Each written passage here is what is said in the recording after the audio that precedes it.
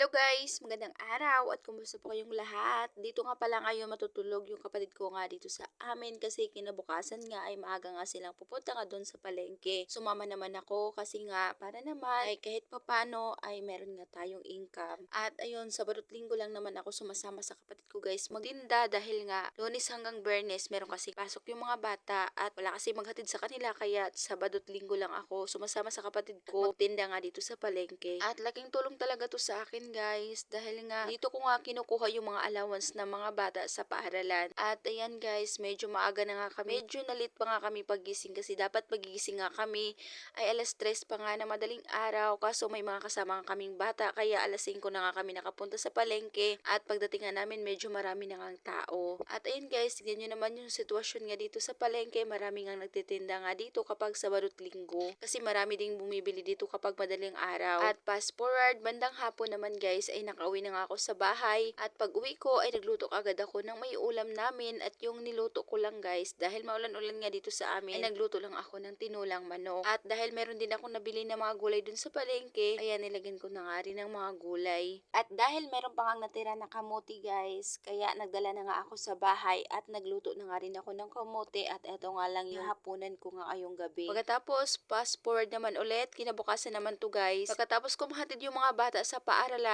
yung request nga nila guys ay magluto nga daw ako ng kamote fries kasi nung nakaraan nga nagluto nga ako nito guys at nagustuhan talaga nila. Kaya ayan, nag-request ulit na magluto nga ako ulit nito. Ayan guys, binalatan ko na nga etong kamote pagkatapos hinugasan ko naman. Pagkatapos ko mahugasan na itong kamote guys, hiniwa ko naman siya ng pahaba kagaya ng french fries. Pahaba lang siya at manipis para mabilis nga lang maluto. At pagkatapos, salang na nga ako dyan ng kaldero at niligyan ko na nga ng mantika. Kailangan kasi mainit yung mantika bago nga natin ilagay etong kamuti. At ayun guys, mainit na nga yung mantika guys. Kaya inilagay ko na nga etong kamuti at lalagyan ko nga to ng cheese kasi para naman malinamnam. At malinamnam naman talaga guys kapag merong ng cheese. Medyo madami nga yung lulutuin ko ngayon at baka magkulang kasi alam niyo naman yung mga bata, eto talaga yung paborito nga nila. At mainam talaga na magluto nga na lang tayo kaysa bumili kasi kapag magluto nga tayo, marami talaga tayong magagawa. Kaso nga lang, medyo matrabaho kasi to kasi magbabalat ka pa ng kamote, hihiwain mo pa to. Pero worth it naman kasi nga marami ka pang magagawa, marami na kayong makakain at higit sa lahat nakakatipid pa tayo. At ayan guys, naluto ko na pala yung first batch at medyo marami-rami nga yung pagluluto ko nga dito kasi medyo marami nga yung ginawa ko. At hindi ko na nakunan yung video yung iba kasi nga kapag kunan ko lahat ay nako, hahaba yung video natin. At ayan guys, natapos na nga ako nagluto. Ayan, nilagyan ko na kaagad ng cheese. Pagkatapos, inalog-alog ko lang para mahalo talaga yung cheese dito nga sa kamote. At ayan guys, tingnan nyo naman guys, itsura pa lang nakakatakam talaga. Ayan guys, kain po tayo. Thank you Lord sa lahat ng blessing. Yan lang muna for today's video. Maraming salamat po sa inyong panonood. God bless.